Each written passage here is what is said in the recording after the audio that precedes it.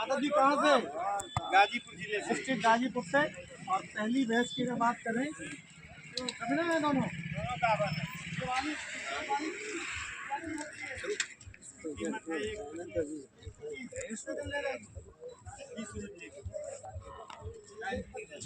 मतलब पहला है। ये कितने दिन ले लेगी साहब? ये लेकिन 25 दिन ये भी ले लेगी। इसकी कीमत कितनी मांग रहे हैं?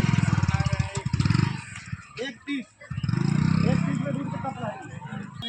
3 फन में 14 से 3 फन है। हम अब चेक करवा रहे हैं। 3 फन 14 से लगा है 3 है।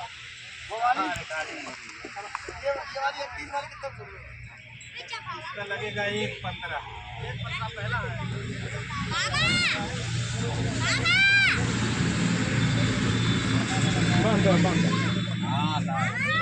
ठीक है सर।